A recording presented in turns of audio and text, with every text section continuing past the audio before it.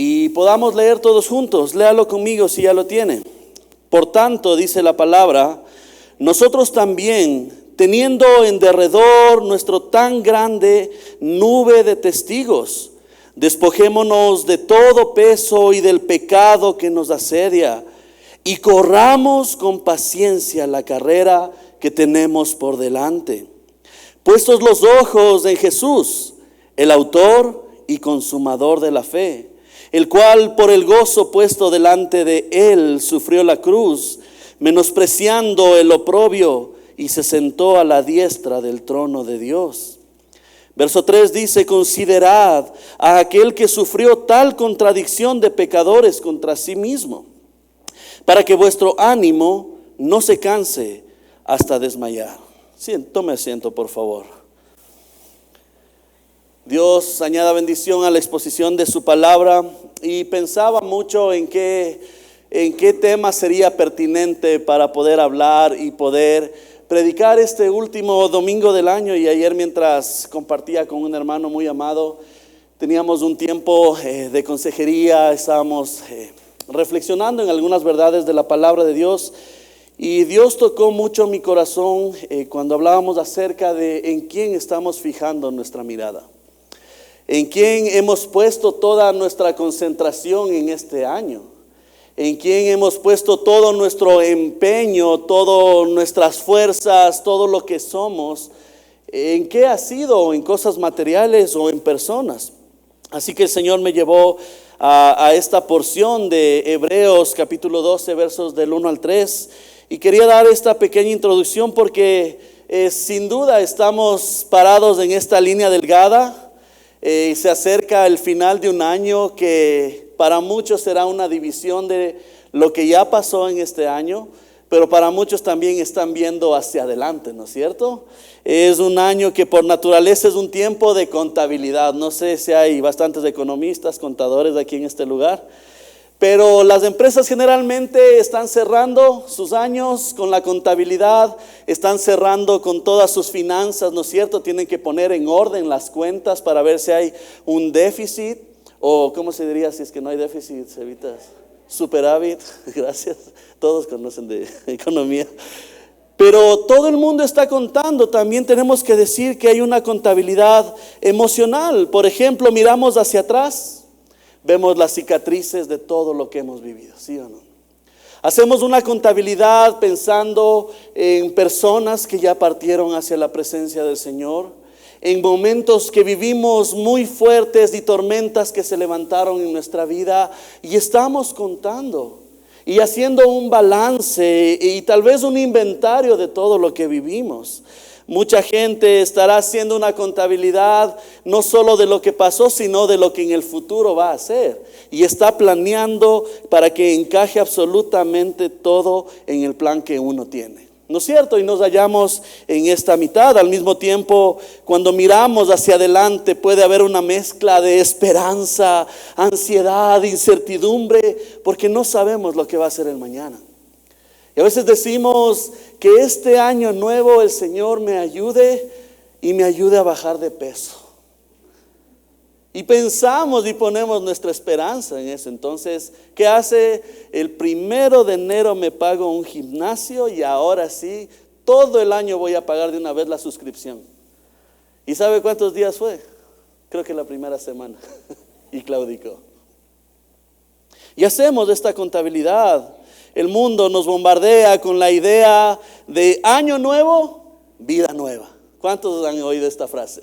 Año nuevo, vida nueva, basada tal vez en nuestra propia fuerza de voluntad, en el tú eres capaz, tú eres un rey, así que te tienes que vestir como hijo del rey. ¿Ha oído alguna vez de esas cosas? Y pensamientos que motivan a las personas.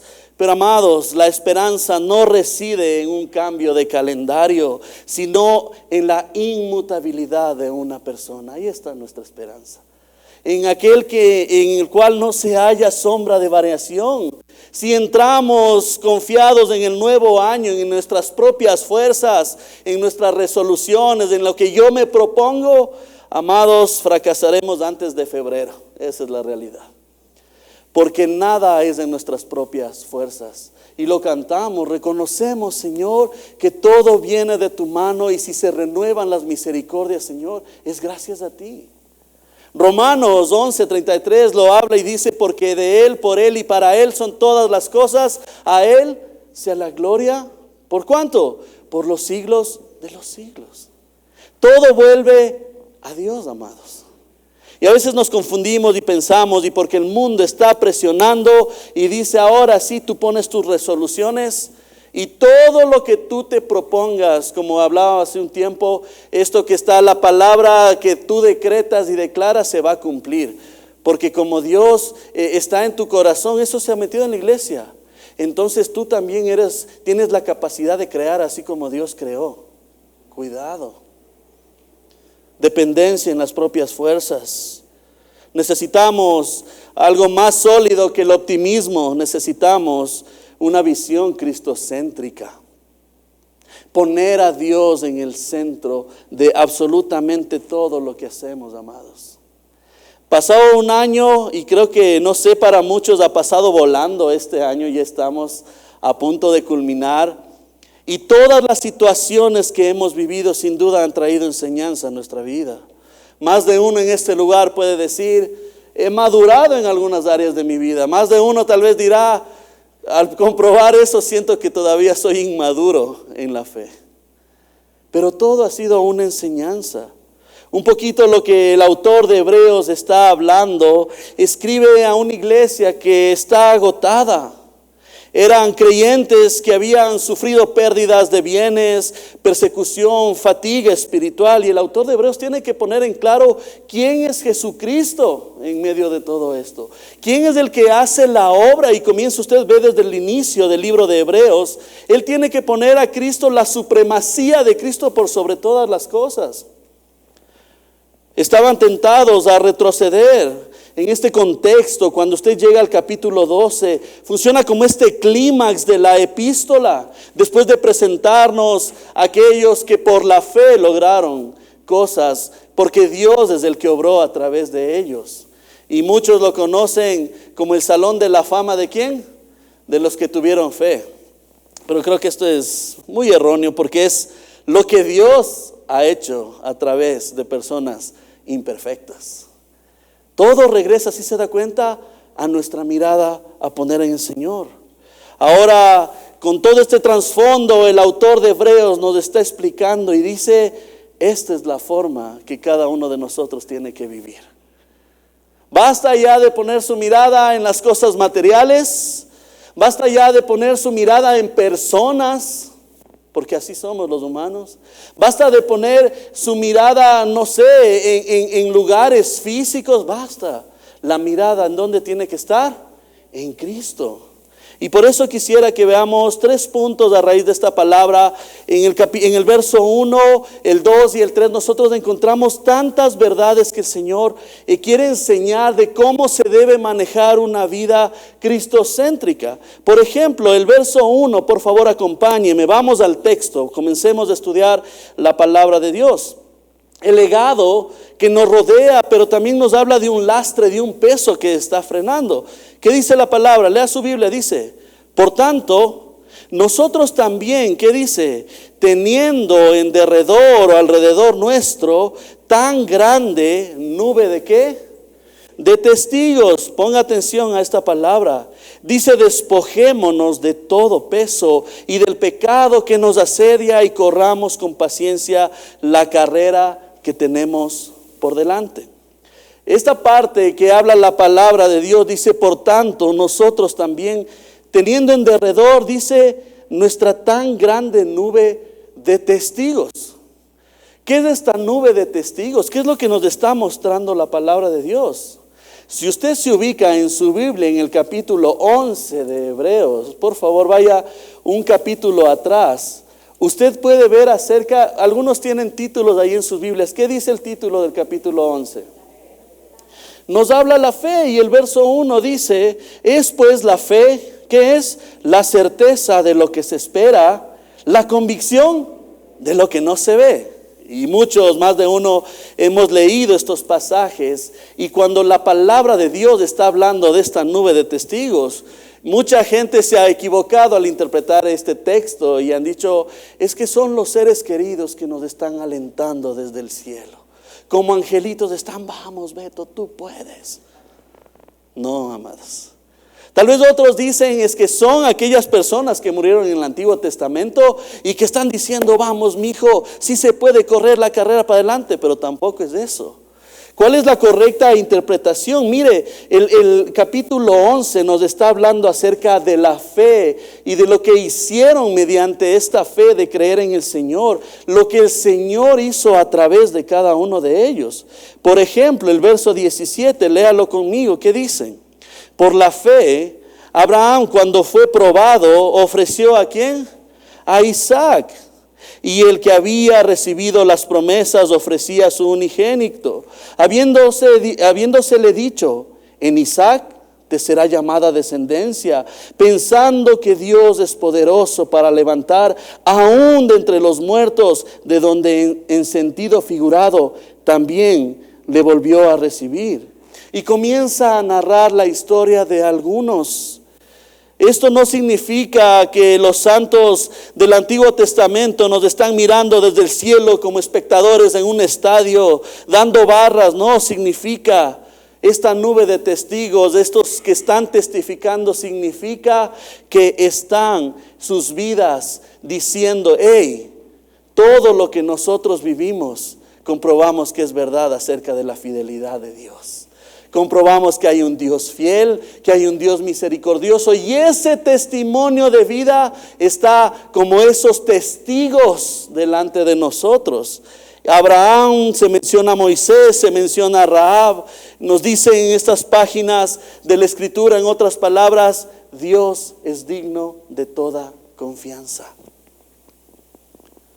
Todo lo que el Señor hizo de manera portentosa es porque Él cumple lo que promete. Y mire lo que dice más adelante, es que esto es impresionante. Dice, por la fe, vamos a leer el verso 27 y lo leemos. Dice, por la fe dejó a Egipto y no teniendo la ira del rey, porque se sostuvo como viendo al invisible. Por la fe celebró la Pascua y la aspersión de la sangre, para que el que destruía a los primogénitos no les tocase a ellos. Y comienza a narrar la historia. Por la fe que hicieron, pasaron el mar rojo como por tierra seca, e intentando los egipcios hacer lo mismo, ¿qué pasó? Fueron ahogados. Por la fe cayeron los muros de Jericó después rodeados de rodearlos 7 días. Por la fe Rahab, la ramera, no pereció juntamente con los desobedientes, habiendo recibido a los espías en paz. Y dice el autor de Hebreos, ¿y qué más digo? Porque el tiempo me faltaría contando de Gedeón, de Barak, de Sansón, de Jefté, de David, así como de Samuel y de los profetas, que por fe conquistaron reinos, hicieron justicia, alcanzaron promesas, taparon bocas de leones, apagaron fuegos impetuosos, evitaron filos de espada. Sacaron las fuerzas de debilidad, se hicieron fuertes en batallas, pusieron en fuga ejércitos extranjeros. Verso 35. Las mujeres recibieron sus muertos mediante resurrección, mas otros fueron atormentados, no aceptando el rescate a fin de obtener mejor resurrección. Otros experimentaron vituperios, azotes y más de esto, prisiones y cárceles. Fueron apedreados, aserrados, expuestos a prueba, muertos a filos de espada, anduvieron de acá para allá, cubiertos de pieles de ovejas y de cabras, pobres, angustiados, maltratados, de los cuales, ¿qué dice? El mundo no era digno, errando por los desiertos, por los montes, por las cuevas y por las cavernas de la tierra. Todos estos, aunque alcanzaron buen testimonio, ¿qué dice? Mediante la fe, no recibieron lo prometido, proveyendo Dios alguna cosa mejor. Mire la iglesia, para nosotros, para que no fuesen ellos perfeccionados aparte de nosotros. Misericordia de Dios. Y nos da este sentido del testimonio de aquellos que hicieron grandes proezas para el Señor. Y esa nube de testigos está dando ese testimonio, valga la redundancia, de que Dios es fiel y digno de confianza. Más adelante dice el autor, está usando no solo esta nube de testigos, nos dice despojémonos, ¿qué dice? De todo peso y del pecado que nos asedia. Esta parte de despojarse, usted va a ver en más de una ocasión. Algunos dicen que no sabemos del autor del libro de Hebreos. Algunos, por la escritura y las analogías que hace, dicen que puede ser posiblemente Pablo, pero no nos afirma nada. Pero Pablo generalmente en sus escritos, y usted va a ver en las epístolas, él siempre habla de despojarse y vestirse. Y cuando usted va al original, al griego, esta palabra despojarse significa literalmente quitarse una ropa sucia o algo pesado de nosotros. El despojarse, cuando usted lo lea, es quitarse absolutamente todo. Y cuando Pablo dice y revístanse de lo bueno, entonces es vestirse literalmente. Dice que nos despojemos de ese peso. Y tal vez ese peso no es algo malo necesariamente en sí mismo. Puede ser un ministerio que te está agotando. Puede ser una relación que te distrae. Puede ser una ambición lícita, pero que se ha vuelto un ídolo en tu vida. Algo te está arrastrando. Usted sabe lo que es el lastre, lo que usaban en la antigüedad. Usaban para poner un peso para que algo no se pueda mover. Por ejemplo, podemos ver en un barco, ¿qué es lo que generalmente se lanza en el barco para que se quede quieto? Un ancla, ¿no es cierto? Un lastre, algo que se pone para que el barco pueda quedarse fijo. Pablo, el autor de Hebreos, está haciendo esta analogía de despojarse de ese peso. Y quisiera preguntarles, amada iglesia, ¿qué bendiciones de este año se han convertido tal vez en un peso que no te dejan correr hacia Cristo? Y uno dirá, ¿pero por qué bendiciones? Amados, porque muchas veces podemos usar victorias pasadas y cosas que nosotros recibimos como bendiciones y lo hemos encapsulado y lo hemos hecho como un ídolo, y tal vez se ha hecho un peso en nosotros. Y el autor está diciendo, despojémonos, o sea, quítate todo ese peso. Ya no camines de esa forma. El pecado, luego dice, y el pecado y del pecado que nos asedia. Esta palabra asediar, usted sabe lo que significa. Cuando en la antigüedad algún ejército quería conquistar otra fortificación, ellos comenzaban a rodear y a sitiar. Había un asedio a ese lugar. Entonces, ¿qué hacían el ejército rival? Se ponían con todas sus armas, todo el ejército a rodear toda la fortificación. ¿Y qué pasaba? No dejaban salir ni entrar absolutamente a nadie. Entonces, si venían las provisiones para esa ciudad, no podían pasar. ¿Y qué pasaba cuando asediaban o terminaban sitiando a ese castillo o a esa fortificación? Les terminaban matando de hambre. Entre ellos se comenzaban a desesperar y el pueblo se rendía por el asedio que tenían. El autor está usando esta palabra de asedio porque el pecado dice que está rodeando, como que se entrelaza. Algunos teólogos hablan acerca de la incredulidad. Y ese pecado que se está entrelazando dice, despojémonos de ese peso y del pecado que nos asedia. En otras palabras, está diciendo, ojo con lo que estás cargando, pero también ojo con quien te está rodeando a tu lado. Porque el enemigo está como león rugiente. ¿Y qué está haciendo? Buscando a quien devorar.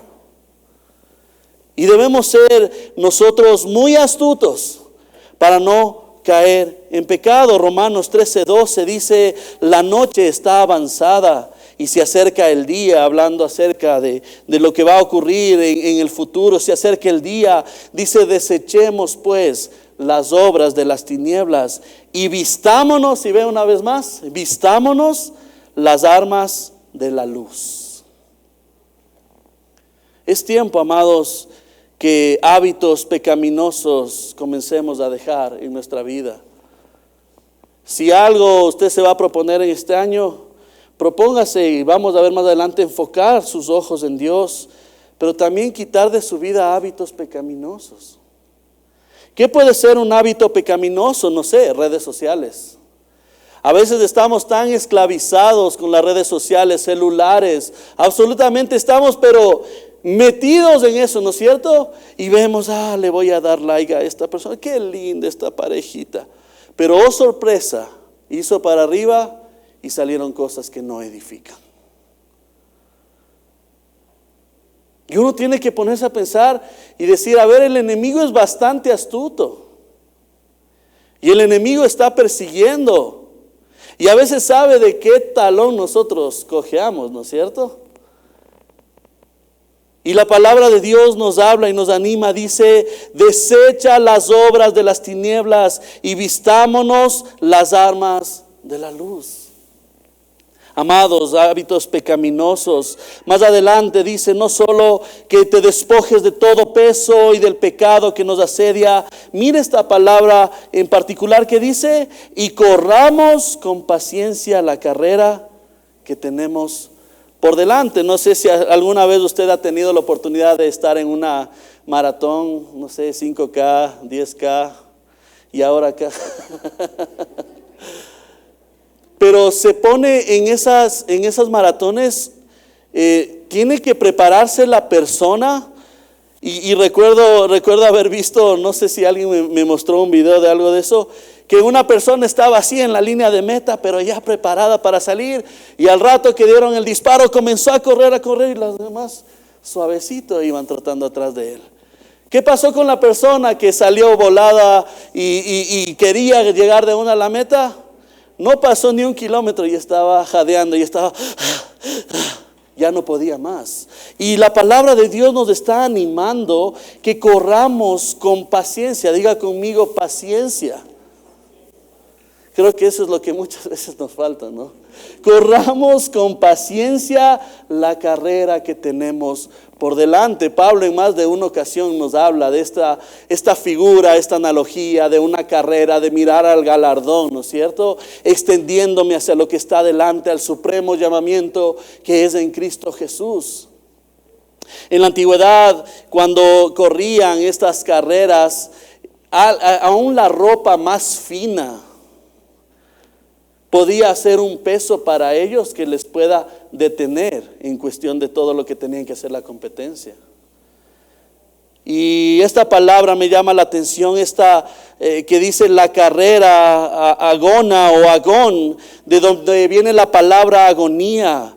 Amados, es una carrera de fondo, es como esa maratón que uno debe tener paciencia mientras pasan los kilómetros y uno va avanzando. Uno va calculando la respiración, entonces va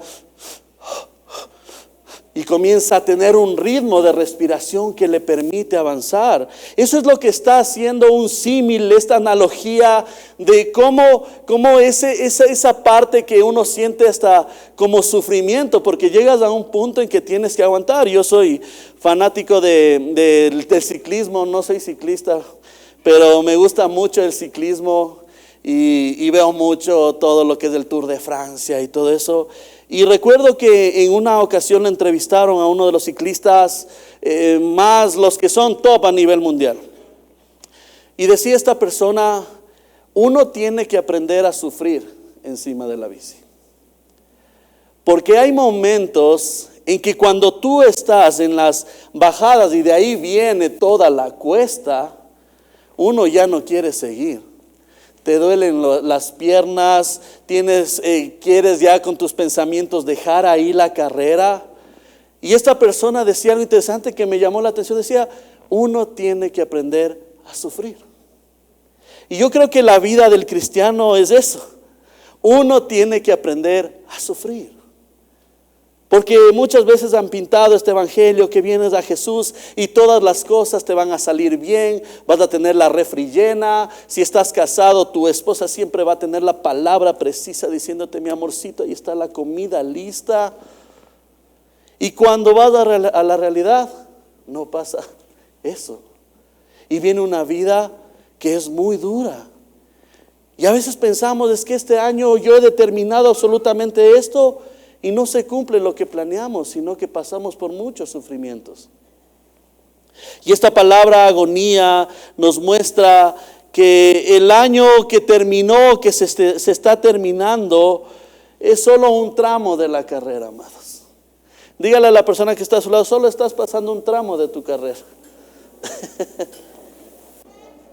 Solo un pasaje de tu carrera. Y la vida es así. Yo creo que la vida del cristiano y del verdadero creyente, del Hijo de Dios, es una vida de sufrimiento. Pero no es una vida que uno sufre, se queda solo, sino que sabemos quién está a nuestro lado. Y quién es el que levanta nuestra cabeza en esos momentos de sufrimiento. Quién es el que sostiene tu vida. No es como alguien, no caminamos ni corremos como alguien que no tiene esperanza, sino que caminamos y corremos con nuestra vista puesta en el galardón. ¿Quién? Jesús. Se requiere constancia, se requiere paciencia. Número 2, dice más adelante, mire, esta porción es vital para todo lo que es despojarse, viendo esta nube de testigos, quitarse el peso del asedio y corramos del pecado y corramos con paciencia la carrera. Mire, dice el verso 2, léalo por favor conmigo en el texto. Hebreos capítulo 12, verso 2, dice, puestos los ojos ¿en quién? En Jesús. ¿Quién es Jesús? El autor y consumador de la fe. Ahora, el autor está poniendo las cosas en orden, todo lo que tú tienes. Tú miras al pasado, tienes todos esos testimonios que están dando la veracidad de que Dios es bueno, es fiel. Te despojas, te vistes de cosas del Señor, pero ahora, tu mirada dice, puestos los ojos en Jesús, el autor y consumador de la fe. Implica mirar una cosa y apartar la vista de las demás. O sea, enfocarme en Dios y caminar con mi mirada puesta en Dios y decir, Señor, yo sé que tal vez aquí hay baches, hay huecos, hay tormentas, todo que se ha levantado, pero Señor, yo sigo caminando en pos de ti. Eso está diciendo el autor. Pon tu mirada en Cristo. Tal vez estaba tu mirada puesta incluso hasta en tu propio pecado.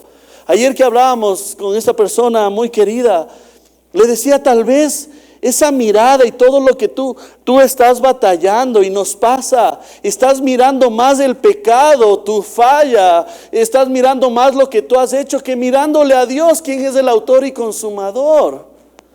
Amados, creo que más de uno tenemos que redireccionar nuestra mirada otra vez a Cristo. Porque más de uno capaz en el pasado estábamos poniendo nuestra mirada hasta en el dolor. Pero es que ¿cómo me pasó todo esto? A ver, ahora dirige tu mirada a Cristo. Otra vez dirige tu mirada al autor y consumador de lo que tú eres, de lo que tú crees. Es Jesús. Y el autor tiene que poner otra vez las cosas en orden. Si terminas el año mirando fracasos, amados, nos vamos a deprimir, ¿sí o no? Y ahí estábamos mirando, es que ¿qué hubiera sido si hubiera cambiado o si hubiera estado en ese lugar? Es que ¿qué pasaría si las cosas serían diferentes? Si terminas el año mirando tus éxitos, te enorgullecerás, se llenará de orgullo tu corazón.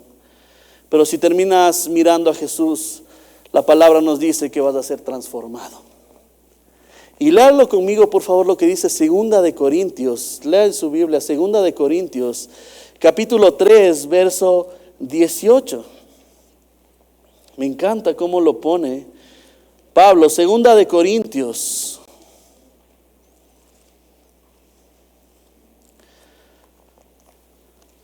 capítulo 3, verso 18. ¿Ya lo tiene? Dice la bendita palabra de Dios: por tanto, nosotros todos, ¿qué dice? Mirando a cara descubierta como en un espejo la gloria del Señor. ¿Qué pasa cuando miramos al Señor, la gloria del Señor? ¿Qué dice? Somos transformados, ¿de qué? De gloria en gloria, en la misma imagen, como por el Espíritu del Señor. Entonces está diciendo que tu mirada y el enfoque ahora tiene que estar, y así debe permanecer, en Cristo. ¿Quién es Cristo? El autor y consumador de la fe. Y me encanta cómo lo pone Charles Spurgeon, esta frase. Dice, si miras al mundo te angustiarás. Usted ve las noticias, basta leer, solo prender la televisión y todo lo que pasa en el país, y nos llena de temor. Y dice, si miras al mundo te angustiarás. Si miras hacia adentro, te deprimirás. Pero si miras a Cristo, descansarás. Y gloria a Dios por eso. Porque el único descanso y la única paz que sobrepasa todo entendimiento humano, ¿en quién la podemos encontrar? En la persona de Jesús. ¿O acaso Isaías no dijo que Él es admirable, consejero, que es Dios fuerte, Padre eterno y qué más? Príncipe de paz. Y mucha gente está orando y pidiendo, es que quiero paz en mi vida, pero no estás mirando al que es príncipe de paz. No nos estamos acercando a la fuente de la verdadera paz. El autor nos dice acerca de que Jesús es el autor. Esta palabra autor significa que Jesús es el pionero. Él no solo nos dice cómo correr, sino que Él ya corrió la carrera primero. Cuando se vino a encarnar este mundo, Cristo padeció absolutamente por todo. Por eso es que tenemos tal sumo sacerdote que nos puede comprender absolutamente en todo. Porque Cristo fue tentado en todo, pero sin pecado.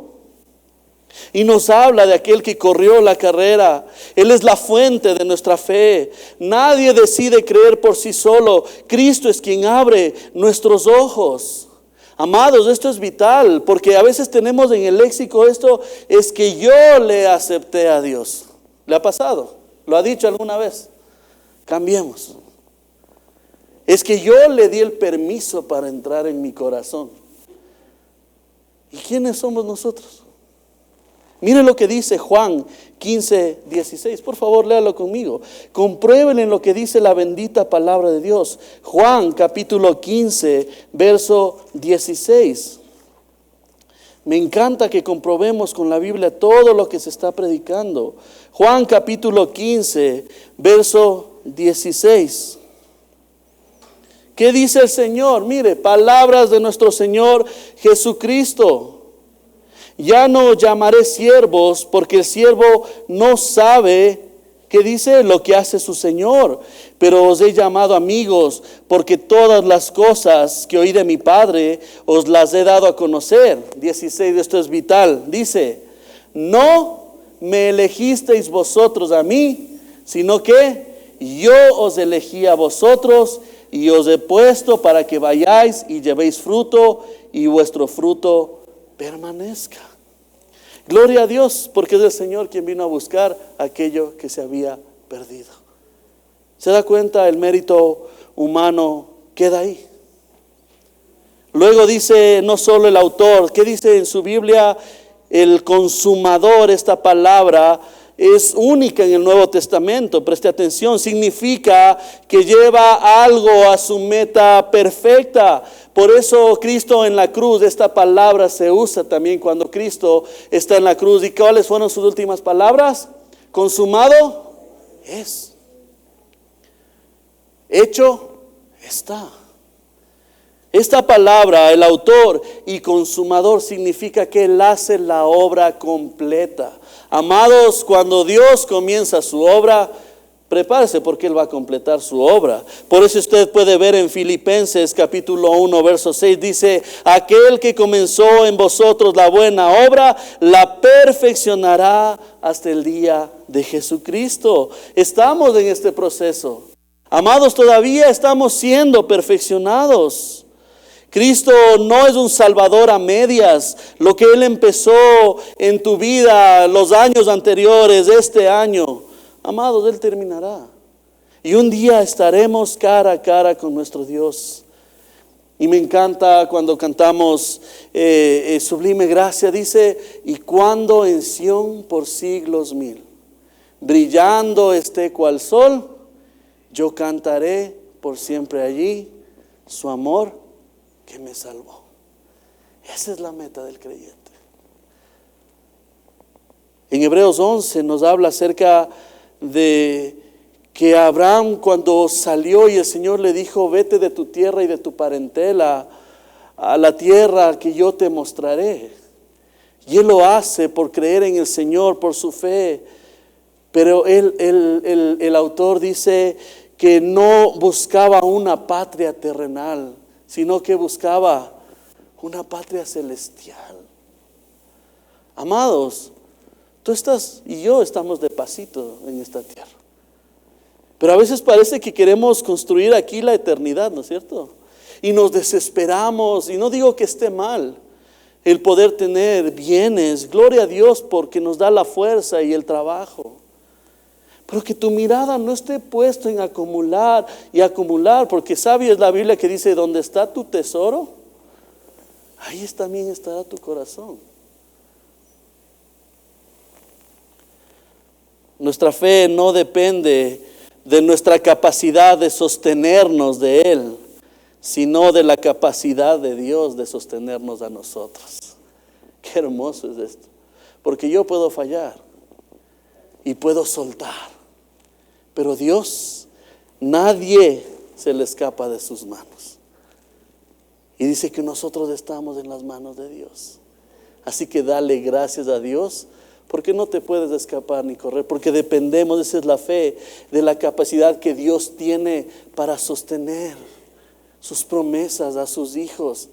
Y Dios tiene el control absolutamente de todo, amados. Martín Lutero hablaba acerca de esto. Dice, mi conciencia me dice, has pecado, pero Cristo me dice, yo he pagado. Debo apartar los ojos de mi pecado y ponerlos en mi sustituto, o sea, en Jesús. Deja de mirar al pecado, a la tribulación. Es que nos ponemos a enfocar, es que esta enfermedad y todo lo que yo estoy pasando, ni Dios creo que puede con esto. Falta de perspectiva. Necesitamos volver a direccionar nuestra mirada en Cristo, que es el autor y que es el consumador, aquel que hace perfecta la obra. Y dice más adelante, el consumador de la fe, el cual por el gozo puesto delante de él. Mire, esto es impresionante y lo vamos a ir desmenuzando. El cual por el gozo puesto delante de él, sufrió la cruz, menospreciando el oprobio, y se sentó a la diestra de Dios. Hay muchos que interpretan esta parte del gozo puesto delante de él, hablando, y le ponen al hombre primero, es que Cristo como te veía ahí, entonces por eso hizo. No, amados, tenemos que ir más allá. ¿Por qué habla esto? Que Cristo soportó la cruz, ese castigo tan cruel, por el gozo puesto delante de él. Amados, ese gozo era la gloria del Padre. Jesús no fue a la cruz con una resignación, sino que fue con un propósito glorioso. Cristo mismo queriendo dar la gloria al Padre. Mire lo que dice Juan 17, 4 y 5. Búsquelo por favor en su Biblia. Juan 17, 4 y 5. Y entendamos esta gran verdad. Usted reconoce y lo ha leído tal vez en más de una ocasión. Jesús está orando por sus discípulos, pero hay una parte importante que nos habla acerca de esto. Aquel gozo que fue puesto delante de él.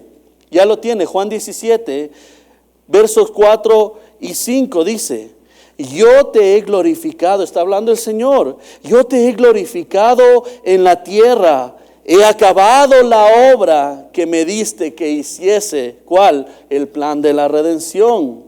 Ahora pues, Padre, ¿qué dice?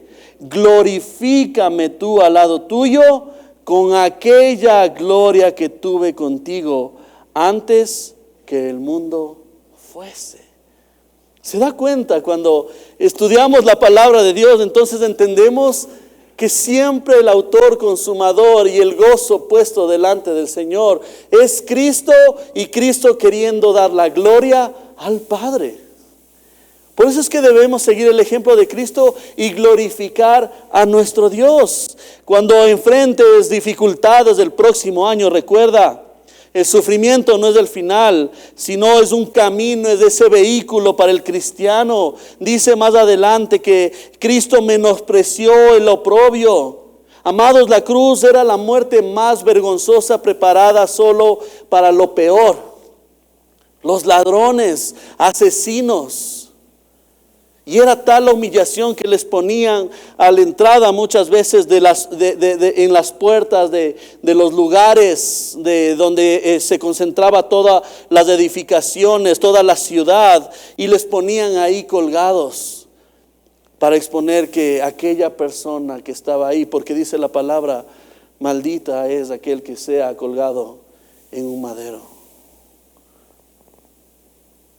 Y dice la palabra que Él menospreció el oprobio, o sea, que esa vergüenza, Cristo dijo, ok, no pasa nada, yo voy a hacer eso y voy a ir a una cruz. Le dio más valor a esa salvación, a la redención, que a su propia reputación. ¿Por qué?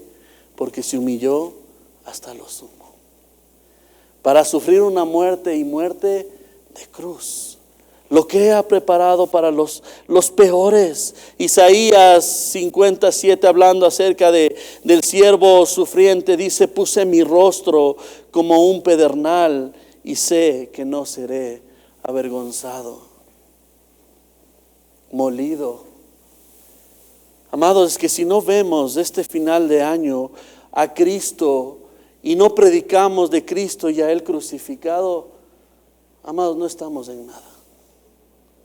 Porque ese es el final del hombre, dar la gloria a Dios, predicar de Cristo y a Él crucificado. Dice luego más adelante, por el cual el gozo puesto delante de Él sufrió la cruz, menospreciando el oprobio, y se sentó, mire, esto es hermoso, se sentó a la diestra del trono de Dios. Luego la palabra nos anima en el verso 3, dice, considerad a aquel. ¿Quién es aquel? A Cristo. Toma en cuenta todo lo que Cristo hizo por ti. Amados, no pisoteemos la gracia de Dios. Toma en cuenta quién sufrió, quién padeció, porque no fue ni a ti ni a mí que pusieron una corona de espinas, nos pusieron clavos en las manos, en los pies. No fue a nosotros, a quienes nos azotaron, laceraron, escupieron. No fuimos nosotros molidos, fue Cristo. ¿Cómo va a ser tu respuesta? Considera a aquel que sufrió tal contradicción de pecadores contra sí mismo, para que vuestro ánimo no se canse hasta desmayar. Y esto es que puedas tú hacer un cálculo y compara lo que Jesús sufrió con lo que tú estás pasando. No sé si usted lo ha dicho, pero hay personas que hablan y dicen, es que esto lo que pasó es un calvario para mí. No tienes idea de lo que se pasó en el Calvario.